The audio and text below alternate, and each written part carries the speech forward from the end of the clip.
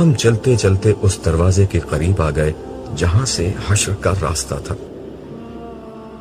میں نے صالح سے دریافت کیا، کیا اب ہمیں واپس میدان حشر جانا ہوگا؟ کیوں، کیا وہاں جانے کا شوق ختم ہو گیا؟ اس نے حیرت کے ساتھ پوچھا۔ نہیں، ایسی بات نہیں، میں سوچ رہا تھا کہ یہاں آ گیا ہوں تو اپنے گھر والوں سے مل لوں۔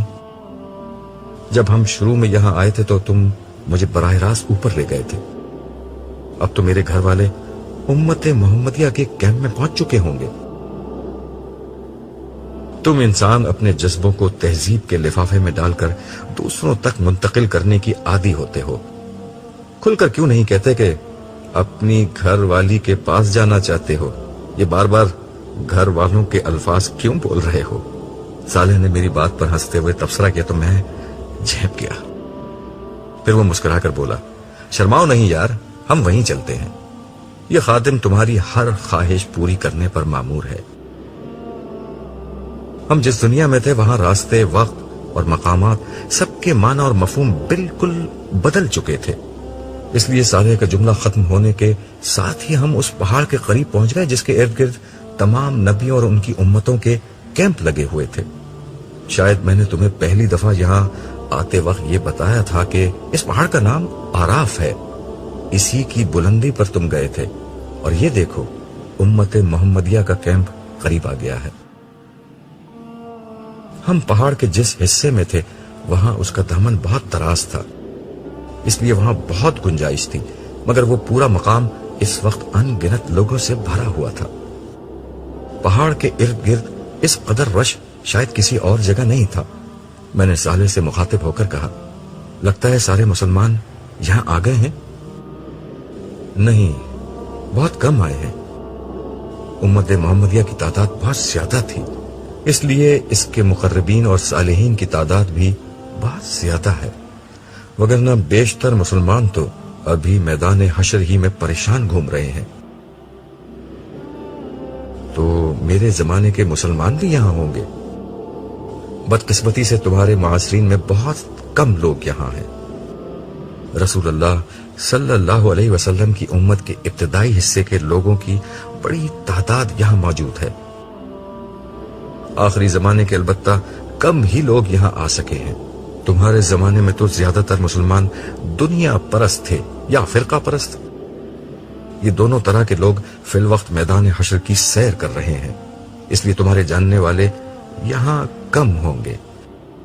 جو ہوں گے ان سے تم جنت میں داخلے کے بعد دربار میں مل لینا، یہاں تو صرف ہم تمہارے گھر والوں سے ملا کر تمہاری آنکھیں ٹھنڈی کریں گے اور فوراً واپس لوٹیں گے، خبر نہیں کس وقت حساب کتاب شروع ہو جائے۔ یہ دربار کیا ہے؟ صالح کی گفتگو میں جو چیز ناقابل فہم تھی میں نے اس کے بارے میں دریافت کیا۔ حساب کتاب کے بعد جب تمام اہل جنت جنت میں داخل ہو جائیں گے تو ان کی اللہ تعالیٰ کے ساتھ ایک نشست ہوگی، اس کا نام دربار ہے۔ اس نشست میں تمام اہل جنت کو ان کے مناصب اور مقامات رسمی طور پر تفویض کیے جائیں گے۔ یہ لوگوں کی ان کے رب کے ساتھ ملاقات بھی ہوگی اور مقربین کی عزت افزائی کا موقع بھی ہوگا۔ میں اس سے مزید کچھ اور دریافت کرنا چاہتا تھا مگر گفتگو کرتے ہوئے ہم کیمپ کے کافی نزدیک پہنچ چکے تھے۔ یہ خیموں پر مشتمل ایک وسیع و عریض بستی تھی۔ اس بستی میں لوگوں کے کیمپ مختلف زمانوں کے اعتبار سے تقسیم تھے۔ بعض خیموں کے باہر کھڑے ان کے مالکان آپس میں گفتگو کر رہے تھے۔ یہی مجھے اپنے بہت سے ساتھی اور رفقا نظر آئے جنہوں نے دین کی دعوت میں میرا بھرپور ساتھ دیا تھا۔ ان کو دیکھ کر مجھے اتنی خوشی ہوئی کہ بیان سے باہر ہے۔ یہ وہ لوگ تھے جنہوں نے اپنی جوانیاں، اپنے کیریئر، اپنے خاندان اور اپنی خواہشات کو کبھی سر پر سوار نہیں ہونے دیا تھا۔ ان سب کو ایک حد تک رکھ کر اپنا باقی وقت، صلاحیت، پیسہ اور جذبہ خدا کے دین کے لیے وقف کر دیا تھا۔ اسی کا بدلہ تھا کہ آج یہ لوگ اس ابدی کامیابی کو سب سے پہلے حاصل کرنے میں کامیاب ہو گئے جس کا وعدہ دنیا میں ان سے کیا گیا تھا۔ یہی ہمیں امت مسلمہ کی تاریخ کی بہت سی معروف ہستیاں نظر آئیں ہم جہاں سے گزرتے لوگوں کو سلام کرتے جاتے. ہر شخص نے ہمیں اپنے خیمے میں آ کر بیٹھنے اور کچھ کھانے پینے کی دعوت دی، جسے صالح شکریہ کے ساتھ رد کرتا چلا گیا. البتہ میں نے ہر شخص سے بعد میں ملنے کا وعدہ کیا. راستے میں صالح کہنے لگا، ان میں سے ہر شخص اس قابل ہے کہ اس کے ساتھ بیٹھا جائے. تم اچھا کر رہے ہو کہ ان سے ابھی ملاقات طے کر رہے ہو. ان میں سے بہت سے لوگوں سے بعد میں وقت لینا بھی آسان نہیں ہوگا. یہ کہہ کر وہ ایک لمحے کے لیے رکا اور محبت آمیز نظروں سے میری طرف دیکھ کر بولا، وقت لینا تو تم سے بھی آسان نہیں ہوگا عبداللہ. تمہیں ابھی پوری طرح اندازہ نہیں.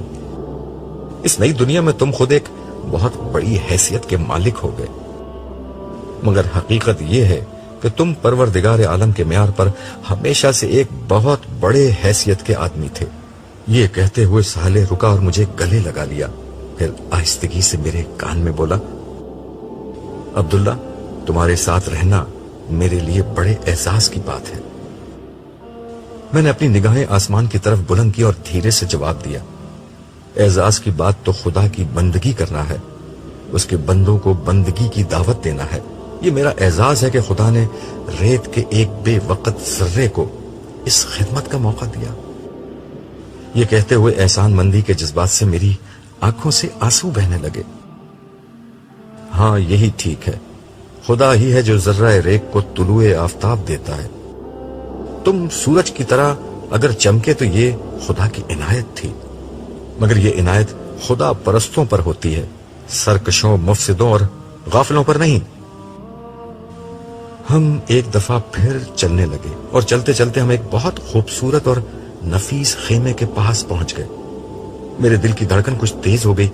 صالح میری طرف دیکھتے ہوئے بولا، نائمہ نام ہے تمہاری بیوی کا؟ میں نے اسبات میں گردن ہلا دی. صالح نے انگلی سے اشارہ کر کے کہا، یہ والا خیمہ ہے. کیا اسے معلوم ہے کہ میں یہاں آ رہا ہوں؟ میں نے دھڑکتے دل کے ساتھ پوچھا. نہیں، صالح نے جواب دیا. پھر ہاتھ سے اشارہ کر کے کہا، یہ ہے تمہاری منزل. میں ہولے ہولے چلتا ہوا خیمے کے قریب پہنچا اور سلام کر کے اندر داخل ہونے کی اجازت چاہی. اندر سے ایک آواز آئی جسے سنتے ہی میرے دل کی دھڑکن تیز ہو گئی. آپ کون ہیں؟ عبداللہ. میری زبان سے عبداللہ کا نام نکلتے ہی پردہ اٹھا اور ساری دنیا میں اندھیرا چھا گیا. اگر روشنی تھی تو صرف اسی ایک چہرے میں جو میرے سامنے تھا. وقت، زمانہ، صدیاں اور لمحے سب اپنی جگہ ٹھہر گئے. میں خاموش کھڑا ٹکٹکی باندھ کر اسے دیکھتا رہا. نائمہ کا مطلب روشن ہوتا ہے، مگر روشنی کا مطلب یہ ہوتا ہے، یہ مجھے آج پہلی دفعہ معلوم ہوا تھا. ہم جب آخری دفعہ ملے تھے تو زندگی بھر کا ساتھ بڑھاپے کی رفاقت میں ڈھل چکا تھا، جب محبت حسن اور جوانی کی محتاج نہیں رہتی. مگر نائمہ نے اپنی جوانی کے تمام ارمانوں اور خوابوں کو میری نظر کر دیا تھا. اس نے جوانی کے دنوں میں بھی اس وقت میرا ساتھ دیا تھا جب میں نے آسان زندگی چھوڑ کر اپنے لیے کانٹوں بھرے راستے چن لیے تھے. اس کے بعد بھی زندگی کے ہر سرد و گرم اور اچھے اور برے حال میں اس نے میری پوری طاقت سے میرا ساتھ دیا تھا، یہاں تک کہ موت ہم دونوں کے بیچ حائل ہو گئی. مگر آج موت کا یہ عارضی پردہ اٹھا تو میرے سامنے چاند کا نور، تاروں کی چمک، سورج کی روشنی، پھولوں کی مہک، کلیوں کی نازکی، شبنم کی تازگی، صبح کا اجالا اور شام کی شفق سب ایک ساتھ ایک ہی چہرے میں جلوہ گر ہو گئے تھے. برسوں کی اس رفاقت کو میں چند لمحوں میں سمیٹ کر دیکھنے کی کوشش کر رہا تھا. نائمہ کی آنکھوں میں نمی آ گئی تھی جو اس کے رخساروں پر بہنے لگی. میں نے ہاتھ بڑھا کر اس کے رخساروں سے نمی پونچھی اور اس کے ہاتھوں کو اپنے ہاتھوں میں لے کر کہا، میں نے کہا تھا نا، تھوڑا سا انتظار، تھوڑا سا صبر، یہ جنگ ہم ہی جیتیں گے. میں نے کب آپ کی بات کا یقین نہیں کیا تھا، اور اب تو میرا یقین حقیقت میں بدل چکا ہے. مجھے تو بس ایسا لگ رہا ہے کہ آپ کچھ دیر کے لیے گھر سے باہر گئے تھے اور پھر آ گئے. ہم نے تھوڑا سا صبر کیا اور بہت بڑی جنگ جیت لی. ہمیں جیتنا ہی تھا نائمہ، اللہ نہیں ہارتا، اللہ والے بھی نہیں ہارتے۔ وہ دنیا میں پیچھے رہ سکتے ہیں مگر آخرت میں ہمیشہ سب سے آگے ہوتے ہیں۔ اور اب نائمہ نے سوال کرتے ہوئے آنکھیں بند کر لی۔ شاید وہ تخیل کی آنکھ سے جنت کی اس دنیا کا تصور کر رہی تھی جو اب شروع ہونے والی تھی۔ ہم نے خدا کا پیغام عام کرنے کے لیے اپنی فانی زندگی لگا دی اور اب بدلے میں خدا جنت کی ابدی زندگی کی کامیابی ہمیں دے گا۔ یہ کہتے ہوئے میں نے آنکھیں بند کر لی۔ میرے سامنے اپنی پر مشقت اور جد و جہد سے بھرپور زندگی کا ایک ایک لمحہ آ رہا تھا۔ میں نے اپنی نوجوانی اور جوانی کے بہترین سال خدا کے دین کی خدمت کے لیے وقف کر دیے تھے۔ اپنی ادھیڑ عمر کی صلاحیتیں اور بڑھاپے کی آخری توانائیاں اسی راہ میں جھونک دی تھیں۔ میں ایک غیر معمولی باصلاحیت اور ذہین شخص تھا جو اگر دنیا کی زندگی کو مقصود بنا لیتا تو ترقی اور کامیابی کے اعلیٰ مقامات تک بآسانی پہنچ جاتا، مگر میں نے سوچ لیا تھا کہ کیریئر، جائیداد اور مقام و مرتبہ اور عزت و شہرت اگر کہیں حاصل کرنی ہے تو آخرت ہی میں حاصل کرنی ہے۔ میں نے زندگی میں خواہشات کے میدان ہی میں خود سے جنگ نہیں کی تھی بلکہ تعصبات اور جذبات سے بھی لڑتا رہا تھا۔ فرقہ واریت، اکابر پرستی اور تعصب سے میں نے کبھی اپنا دامن آلودہ نہیں ہونے دیا۔ خدا کے دین کو ہمیشہ ایمانداری اور عقل سے سمجھا اور اخلاص اور صدق دل سے اس پر عمل کیا۔ اس کے دین کو دنیا بھر میں پھیلایا اور کبھی اس راہ میں کسی ملامت کرنے والے کی ملامت کی پرواہ نہیں کی۔ اس سفر میں خدا نے جو سب سے بڑا سہارا مجھے دیا وہ نائمہ کی محبت اور رفاقت تھی، جس نے ہر طرح کے حالات میں مجھے لڑنے کا حوصلہ بخشا۔ اور اب ہم دونوں شیطان کے خلاف اپنی جنگ جیت چکے تھے، مشقت ختم ہو چکی تھی اور جشن کا وقت تھا۔ ہم اسی حال میں تھے کہ صالح نے کھنکار کر ہمیں اپنی موجودگی کا احساس دلایا اور بولا، آپ لوگ تفصیل سے بعد میں ملیے گا، ابھی چلنا ہوگا۔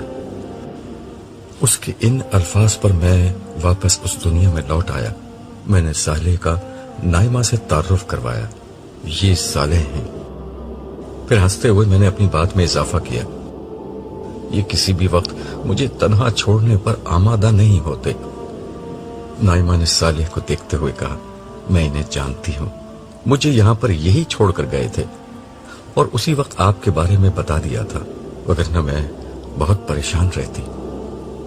میں نے صالح کی طرف مڑتے ہوئے کہا، تم مجھ سے الگ ہی کب ہوئے جو نائمہ کو یہاں چھوڑنے آ گئے تھے؟ تمہیں غالباً یاد نہیں، جس وقت تم اوپر بیٹھے پروردگار کے حضور حشر کے میدان میں گھومنے پھرنے کا پروانہ لے رہے تھے، اس وقت میں تمہارے برابر سے اٹھ گیا تھا۔ عبداللہ، یہ تمہاری کمزوری بھی ہے اور طاقت بھی کہ جب تم خدا کے ساتھ ہوتے ہو تو تمہیں ارد گرد کا ہوش نہیں ہوتا۔ ہوش تو مجھے تھوڑی دیر پہلے بھی نہیں تھا، مگر اس وقت تو تم ٹلے نہیں۔ ہاں، میں اگر ٹل جاتا تو پھر تم سے اگلی ملاقات یوم حشر کے بعد ہوتی۔ ویسے تم انسان بڑے ناشکرے ہو اور بھلکڑ بھی، بھول گئے تمہیں کہاں جانا ہے؟ اوہو نائمہ، ہمیں چلنا ہوگا، تم یہیں رکو، میں کچھ دیر میں آتا ہوں۔ مگر ہمارے بچے؟ وہ بھی ٹھیک ہیں، تم انہیں یہاں تلاش کرو، قریب میں کہیں مل جائیں گے، وگرنہ میں تھوڑی دیر میں سب کو لے کر خود آ جاؤں گا۔ ابھی مجھے فوراً میدان حشر میں لوٹنا ہے، ملنا ملانا اس کے بعد عمر بھر ہوتا رہے گا۔ اس آخری سوال کے بعد یہاں میرے رکنے کی گنجائش ختم ہو چکی تھی، کیونکہ مجھے جواب میں ان دو بچوں کے بارے میں بھی بتانا پڑتا جو یہاں نہیں تھے، اور یہ ایک بہت تکلیف دہ کام تھا۔ نائمہ نے کچھ سمجھتے ہوئے اور کچھ نہ سمجھنے کے انداز میں گردن ہلا دی۔ واپسی پر میں نے صالح سے کہا، یہاں کی زندگی میں تو خاندانوں میں بڑی ٹوٹ پھوٹ ہو جائے گی، کسی کی بیوی رہ گئی اور کسی کا شوہر رہ گیا۔ ہاں، یہ سب تو ہوگا، آگے بڑھنے کا موقع تو وہ دنیا تھی جو گزر گئی، یہاں تو جو پیچھے رہ گیا سو رہ گیا، لیکن یہاں کوئی تنہا نہیں ہوگا۔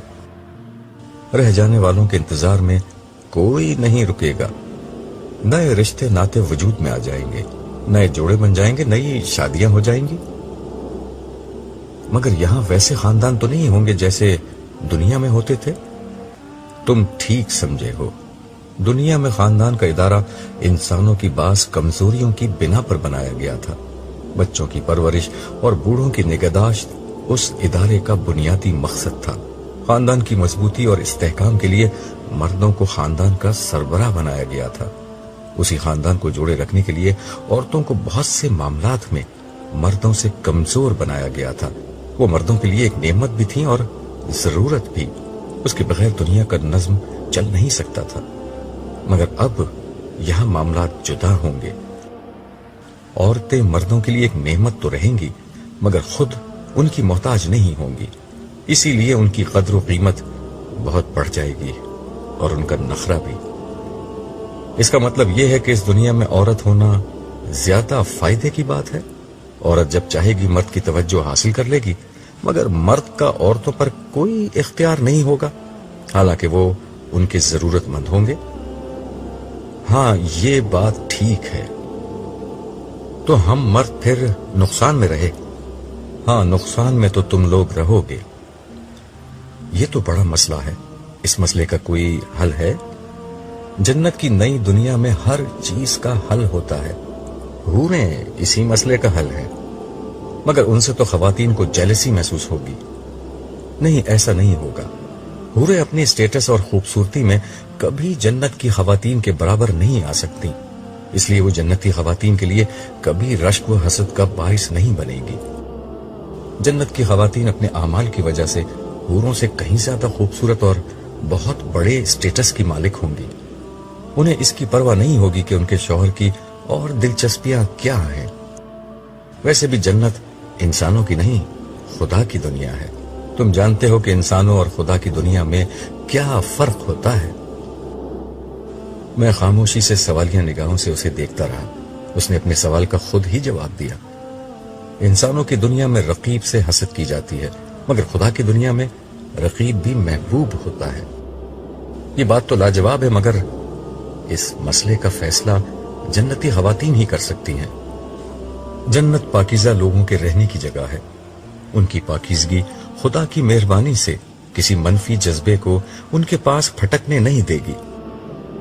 सालेह ने मेरी बात का बराह रास्त जवाब देने के बजाय एक उसूली बात बयान की और फिर उसकी मजीद वजाहत करते हुए कहा, असल में तुम अभी तक इंसानी दुनिया के असरात से नहीं निकले हो। पिछली दुनिया आजमाइश की दुनिया थी, इसलिए वहां मस्बत जज्बों के साथ मनफी जज्बे भी रख दिए गए थे। ये मनफी जज्बे इंसानी शख्सियत के अंदर से उठते थे।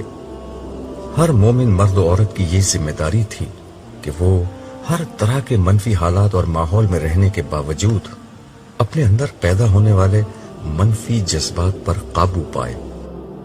ये बिल्कुल ऐसे ही है जैसे पसीना, बोलो बराज, पेशाब वगैरह इंसानी जिस्म से निकलने वाली गंदगियां थीं, मगर हुक्म था कि हर गंदगी से अपने वजूद को पाक रखो। तो तुम लोग पानी से गुस्ल व तहारत करते थे। उसी तरह मनफी जज्बे भी अंदर से पैदा होने वाली गंदगियां थीं। गुस्सा, नफरत, झूठ, हसद, तकब्बुर, कीना, जुल्म और इन जैसी तमाम गंदगियों के बारे में हुक्म था कि सब्र के पानी से इन्हें धो डालो। मोमिन मर्द औरत जिंदगी भर ये मुशक्कत उठाते रहे, मगर आज के दिन उन्हें हर ऐसी मुशक्कत से पाक कर दिया जाएगा। यानी मतलब यह कि अब ना इनके जिस्मों से गंदगियां निकलेंगी और ना इनके जहन में मनफी जज्बे और ख्यालात ही पैदा होंगे। जन्नत खूबसूरत लोगों के रहने की एक खूबसूरत जगह है जहां कोई बदसूरत जज्बा बाकी नहीं रहेगा। लेकिन मेरे ख्याल में इस बहस में असल बात ये सामने आई कि हूरें जन्नत की खवातीन से कमतर हैं और बस गुजारे के काबिल हैं, तभी वो उनसे हसद नहीं करेंगी। फिर मैंने हंसते हुए अपनी बात में इजाफा किया। मुसलमान खामखा हूरों के हुस्न का चर्चा सुनकर उनके दीवाने बने और बिला वजह लोगों के ताने सुनते रहे। मेरे मजाक के जवाब में सालेह ने संजीदगी से कहा, ये दोनों तुम्हारी गलत फहमियां हैं। बात यह है कि जन्नत में तुम मर्द औरतों के लिए कोई ایسا قیمتی اثاثہ نہیں رہو گے جس کی وجہ سے وہ کسی سے حسد کریں۔ رہی حوریں تو ان کی تحقیر مت کرو کہ ان کے لیے کمتر اور گزارے کے قابل کے الفاظ بولو۔ وہ جنتی خواتین جیسی تو نہیں، مگر بہرحال ایسی بھی نہیں کہ تم ان کو کمتر سمجھو۔ اچھا تو وہ کیسی ہیں؟ میں بتاتا ہوں وہ کیسی ہیں۔ وہ حوریں نسوانی جمال کا آخری نمونہ اور جسمانی خوبصورتی کا آخری شاہکار ہیں۔ ان کا بے مثال حسن اور باکمال روپ سرخی پاؤڈر کے سنگھار، گجروں کے تار، موتیوں کے ہار اور زیب و زینت کی جھنکار کا محتاج نہیں ہوتا۔ ان کے وجود کی تشکیل کے لیے کائنات اپنا ہر حسن مستعار دیتی ہے۔ پھول اپنے رنگ، ہوا اپنی لطافت، دریا اپنا بہاؤ، زمین اپنا ٹھہراؤ، تارے اپنی چمک، کلیاں اپنی مہک، چاند اپنی روشنی، سورج اپنی کرنیں، آسمان اپنا توازن، چوٹیاں اپنی بلندی اور وادیاں اپنے نشیب جب جمع کر دیتے ہیں تو ایک حور وجود میں آتی ہے۔ ان کا حسن خوبصورتی کے ہر معیار پر آخری درجے میں پورا اترتا ہے۔ ان کا قد لمبا اور رنگ زردی مائل گورا ہے۔ پورے جسم کی جلد بے داغ اور شفاف ہے۔ آنکھیں بڑی بڑی اور گہری سیاہ ہیں، مگر ہر لباس کی مناسبت سے اس کے رنگ میں ڈھل سکتی ہیں۔ ان کی بھویں ہموار اور پلکیں دراز ہیں۔ ان کی نظر عام طور پر جھکی رہتی ہے، مگر جب اٹھتی ہے تو تیر کی طرح دل تک جا پہنچتی ہے۔ ان کا چہرہ کتابی، پیشانی کشادہ، رخسار سرخی مائل، ناک ستوا، زبان شیریں، ہونٹ گلاب کی طرح نازک اور دانت موتیوں کی طرح چمکدار ہیں۔ ان کے بال ریشم کی طرح نرم اور چمکدار اور ان کے سفید رنگ کے برعکس گہرے سیاہ اور پنڈلیوں تک لمبے ہیں۔ ان کی آواز سریلے نغموں کی طرح کان میں رس کھولتی، باتوں سے موتی جھڑتے اور مسکراہٹ سے رت حسین ہو جاتی ہے۔ ان کے وجود میں حیا کا عطر اور سانسوں میں خوشبوؤں کی مہک ہے۔ ان کے لہجے میں نرمی، چلنے کے انداز میں دلربائی اور بولنے کے طریقے میں شان و وقار ہے۔ ان کا معطر وجود مخملی لباس اور چمکتے زیور کے اندر بادلوں میں چھپے کھلتے بدر کامل کا منظر پیش کرتا ہے۔ تم نے حوروں کو دیکھا ہے؟ نہیں، انہیں کسی نے نہیں دیکھا، صرف ان کا احوال سنا ہے۔ وہی تمہیں سنا رہا ہوں۔ سالے بے تکان بول رہا تھا اور میں خاموشی سے اس کی شکل دیکھ رہا تھا۔ تمہاری باتیں واقعی مبالغہ، کہانیاں اور خواب لگ رہی ہیں، لیکن یہ اگر خواب ہے تو بہت دلکش خواب ہے۔ یہ خواب ابھی ختم نہیں ہوا۔ سنو، ایک حور کا وجود بل کھاتی ندی کی طرح ڈھلتا ہے جو آسمان کی سیاہ گھٹاؤں سے برف کی صورت اپنے سفر کا آغاز کرتی، جھرنوں اور آبشاروں کی صورت نکلتی، ڈھلانوں میں اترتی، میدانوں میں ٹھہرتی، بلندیوں کو چھوتی، نشیب کی طرف بڑھتی، ٹیلوں کو عبور کرتی ہوئی وادیوں تک پہنچتی ہے اور آخرکار نیکی، پارسائی اور تقوی کے اس سمندر پر اپنا وجود نچھاور کر دیتی ہے۔ جس نے زندگی صبر اور تقوی کے ساتھ گزاری، یہ اس لیے ہوتا ہے کہ یہ ندی اپنے پورے سفر میں کسی نجاست، کسی آلودگی کا شکار نہیں ہوتی، ہر نامحرم نگاہ کو اپنی دید اور لمس سے دور رکھتی ہے۔ یہ ہزاروں میل کا سفر پاک دامنی کے ساتھ طے کرتی ہے، اس لیے پاک دامن سے کم کسی شخص کو قبول نہیں کرتی، اور آخرکار سیل شباب کی چڑھتی گھٹتی موج کا سا ان کا وجود اپنے سمندر میں ہمیشہ کے لیے ضم ہو جاتا ہے۔ مجھے سمجھ ہی نہیں آتا کہ تعریف حوروں کی کروں یا تمہارے بیان کی۔ تعریف تو صرف اللہ کی ہونی چاہیے، مگر یاد رہے میں فرشتہ ہوں، یہ میرے نہیں انسانی جذبات کا اظہار ہے۔ میں نے انسانی الفاظ اور جذبوں کے بارے میں جو کچھ سیکھا ہے اس کا اکثر حصہ تمہارے ساتھ رہ کر تم سے سیکھا ہے، اس لیے تم چاہو تو اپنی تعریف آپ کر سکتے ہو۔ نہیں، تعریف کا مستحق تو صرف اللہ ہے، اور جو ہر خوبصورتی کا خالق ہے، چاہے وہ بیان کی ہو یا انسان کی۔ مگر یہ بتاؤ، کیا یہ حوریں انسان ہوں گی؟ ہاں، یہ بھی انسان ہے۔ اسی طرح اہل جنت کے وہ خدام جنہیں غلمان کہا جاتا ہے، وہ بھی انسان ہی ہیں. یہ وہ لڑکے ہیں جو ہمیشہ لڑکے ہی رہیں گے. یہ لڑکے کیوں رہیں گے؟ ملازم اور خادم تو وہ بہتر ہوتا ہے جو زیادہ عمر کا ہو اور زیادہ سمجھ رکھتا ہو. میں نے ذہن میں آنے والا ایک اعتراض جڑ دیا. نہیں، ایسا نہیں ہے. یہ کم عمر ہونے کے باوجود بلا کے مزاج شناس ہوں گے. اہل جنت کی مجلسوں میں جب کسی جنتی کا مشروب ختم ہوگا تو یہ اس کی نظر دیکھیں گے اور بلا کچھ کہے سنے اس کے گلاس میں مطلوبہ شراب اتنی ہی مقدار میں ڈالیں گے جتنی اسے ضرورت ہوگی. اس لیے ان کی سمجھ بوجھ اور مزاج شناسی کی تو کوئی حد نہیں. البتہ انہیں لڑکوں کی شکل میں اس لیے رکھا جائے گا کہ جسمانی طور پر مستعد رہیں اور لمحہ بھر میں ہر خدمت بجا لائیں. ان کا لباس، شکل اور حلیہ انہیں ایسا بنا دے گا گویا محفل میں قیمتی موتی بکھرے ہوئے ہیں. ان کے ابدی طور پر کم عمر لڑکے بنائے جانے کی دوسری وجہ یہ ہے کہ ان کو کبھی ازدواجی تعلق کی ضرورت نہ ہو، جبکہ حوریں مکمل شباب کی عمر کو پہنچی ہوئی لڑکیاں ہوں گی اور اہل جنت کی بیویاں ہوں گی. کیا حوریں اور غلمان اہل جنت کے لیے خاص طور پر تخلیق کیے جائیں گے؟ یہ ایک لمبی کہانی ہے. ہمارے پاس وقت کی کون سی کمی ہے؟ یہ لمبی کہانی بھی سناتے جاؤ. سنو، آج کا دن انسانوں کا پہلا محشر نہیں ہے. کیا مطلب؟ کیا قیامت پہلے بھی آ چکی ہے؟ قیامت تو پہلے نہیں آئی، البتہ اول تا آخر سارے انسان ایک دفعہ پہلے بھی پیدا کیے جا چکے ہیں. تمہارا اشارہ عہد الصد کی طرف ہے؟ ہاں، مگر اس سے قبل اللہ تعالیٰ نے تمام مخلوقات کے سامنے یہ موقع رکھا تھا کہ وہ جنت میں اللہ تعالیٰ کی ابدی رفاقت کا شرف حاصل کر لیں. لیکن اس کے لیے انہیں دنیا میں کچھ وقت ایسے گزارنا ہوگا کہ خدا ان کے سامنے نہیں ہوگا، صرف اس کے احکام ان کے سامنے آئیں گے اور انہیں بن دیکھے رب کی عبادت اور اطاعت کا راستہ اختیار کرنا ہوگا. زمین کی بادشاہی عارضی طور پر امانتاً اس مخلوق کو دے دی جائے گی اور اپنی بادشاہی کے زمانے میں اس مخلوق کو اپنے بارے میں یہ ثابت کرنا ہوگا کہ وہ صاحب اختیار بادشاہ ہونے کے باوجود بن دیکھے خدا کی اطاعت کے لیے تیار ہے. جس کسی نے اقتدار اور اختیار کی اس امانت کا درست استعمال کیا، اس کا بدلہ جنت میں خدا کی ابدی رفاقت ہوگی اور ناکامی کی صورت میں جہنم کا عذاب. تو پھر کیا ہوا؟ یہ ہوا کہ ساری مخلوقات ڈر کے پیچھے ہٹ گئیں، اس لیے کہ جنت جتنی حسین ہے، جہنم اتنی ہی بھیانک جگہ ہے.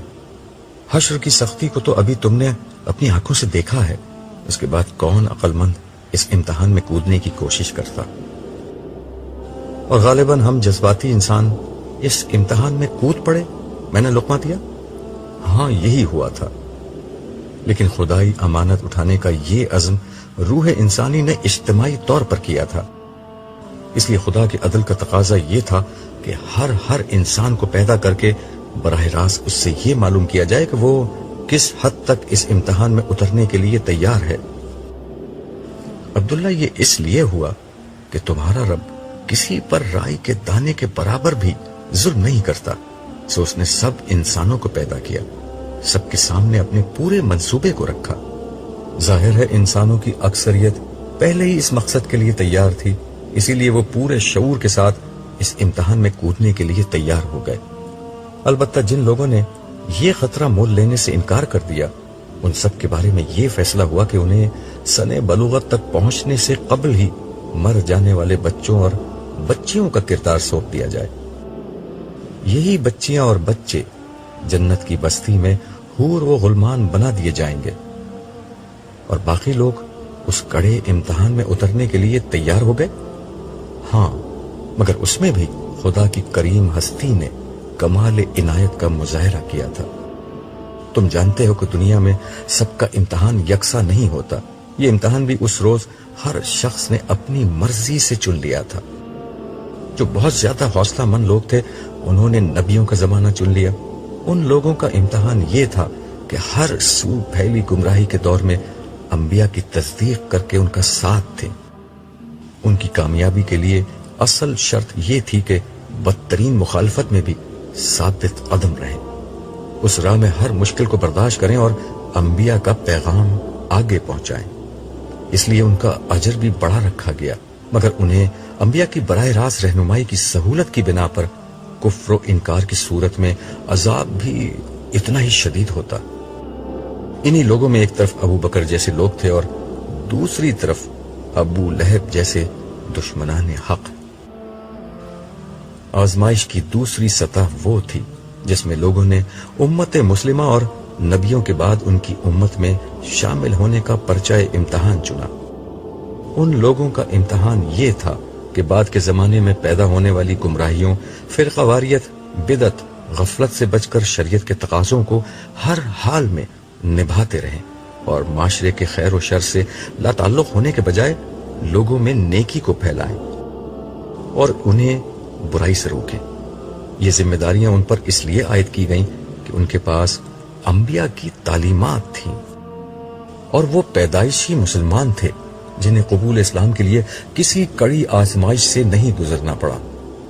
اس کا مطلب یہ تھا کہ عام انسانوں کے مقابلے میں ان کی رہنمائی زیادہ کی گئی، انہیں زیادہ اجر کمانے کا موقع دیے گئے، لیکن غفلت کی صورت میں ان کا حساب کتاب اتنا ہی سخت ہونا طے پایا۔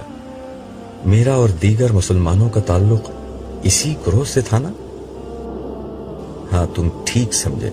تیسرا گروہ ان لوگوں کا تھا جنہوں نے اپنا پرچہ امتحان بہت سادہ رکھا۔ یہ سارے لوگ نبیوں کی براہ راست رہنمائی کے بغیر پیدا کیے گئے اور ان کا پرچہ امتحان فطرت میں موجود ربانی ہدایت تھی، یعنی توحید اور اخلاق کا امتحان۔ انہیں عام مسلمانوں کی طرح نہ شریعت کے امتحان میں ڈالا گیا، نہ نبیوں کی رفاقت کے کڑے امتحان میں۔ ظاہر ہے کہ ان کا حساب کتاب سب سے ہلکا ہوگا، ان کے لیے شدید عذاب کا اندیشہ بھی کم ہے اور اجر کے مواقع بھی اسی تناسب سے کم ہے۔ اور انبیاء کا معاملہ کیا تھا؟ انہوں نے امتحان کا سب سے سخت پرچہ چنا، اس لیے ان کی رہنمائی براہ راست اللہ تعالی کی طرف سے کی گئی اور اسی لیے ان کا احتساب کا معیار بھی سب سے زیادہ سخت تھا۔ تمہیں تو معلوم ہے کہ حضرت یونس کے ساتھ کیا ہوا تھا۔ انہوں نے کوئی گناہ نہیں کیا تھا، صرف ایک اجتہاد کیا تھا، لیکن دیکھو اللہ تعالیٰ نے انہیں کس طرح مچھلی کے پیٹ میں بند کر دیا۔ پھر اس نے اس طویل گفتگو کا خلاصہ کرتے ہوئے کہا، اصل اصول جو تمام اقسام کے گروہوں میں کام کر رہا ہے وہ ایک ہی ہے، زیادہ رہنمائی، زیادہ سخت حساب کتاب اور زیادہ بڑی سزا و جزا، کم رہنمائی، ہلکا حساب کتاب، کم سزا و جزا۔ مگر کسی انسان کا تعلق کسی گروہ سے ہے، اس کا انتخاب انسانوں نے خود کیا ہے، اللہ تعالیٰ نے نہیں۔ اس کا مطلب یہ ہوا کہ اگر دنیا میں میری رہنمائی بہت زیادہ کی گئی تو یہ دراصل میری اپنی درخواست کے نتیجے میں کی گئی تھی۔ ہاں، بالکل ایسا ہی ہے، اسی وجہ سے تم آج اتنا اونچا درجہ پانے میں کامیاب ہو گئے۔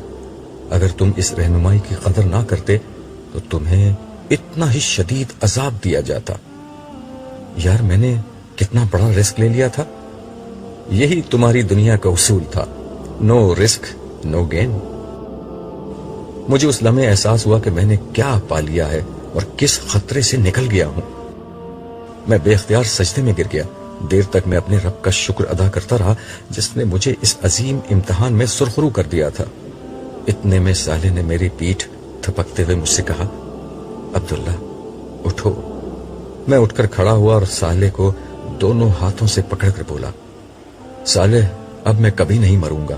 میری زندگی میں کبھی کوئی بیماری، بڑھاپا، خوف، غم، حزن، اداسی اور مایوسی نہیں آئے گی۔ میرا دل چاہ رہا ہے کہ میں اچھلوں، کودوں، ناچوں، قہقہے لگاؤں اور پوری دنیا کو چیخ چیخ کر بتاؤں کہ لوگوں میں کامیاب ہو گیا، لوگوں میں کامیاب ہو گیا۔ آج سے میری بادشاہت شروع ہوتی ہے، آج سے میری زندگی شروع ہوتی ہے۔ صالح خاموشی سے مسکراتے ہوئے مجھے دیکھتا رہا۔ میرے خاموش ہونے پر وہ بولا، زندگی تو شروع ہوگی، ابھی تو ہمیں واپس حشر میں لوٹنا ہے، بہت سے احوال دیکھنے ہیں۔ خدا نے تمہیں بڑا غیر معمولی موقع دیا ہے، آؤ میدان حشر میں چلتے ہیں۔